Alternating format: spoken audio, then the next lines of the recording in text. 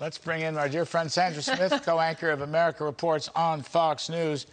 So, actually, Peter's last point is an interesting point. He looks all over the world, can't find any extra oil in the cupboard. Maybe he'd look at home, like go to Midland, Texas, or meet with the oil and gas CEOs when they came to Washington, but he only met with the windmill makers, not the oil people. I mean, it's him. He's stubborn. He's narcissistic. He won't admit that his so-called transition to renewables is dead. I watched that video and listened to that sound multiple times today because I was really wondering, what do you think was really going on there with the interruption of the President of the United States and Jake Sullivan, our national security advisor, in this moment where Macron steps in and tells our president that he knows better than for him to go and bow to Saudi Arabia and ask for oil? Was it a message for us to produce more? Was it a message to go buy from the Iranians or the Venezuelans? I don't know.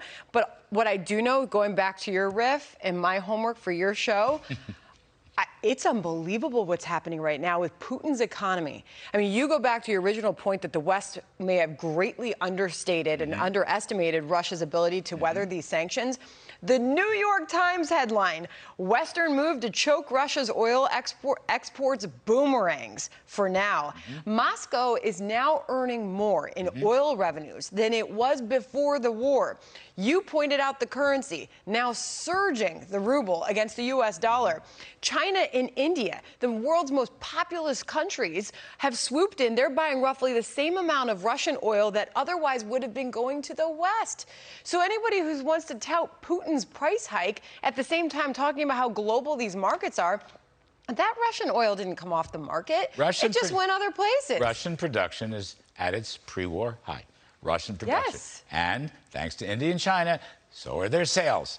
And Europe now is having to abandon the Green New Deal, and they're producing coal.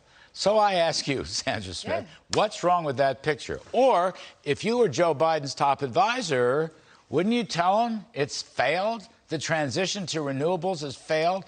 Russia shot a hole through it. The Europeans are shooting a hole through it.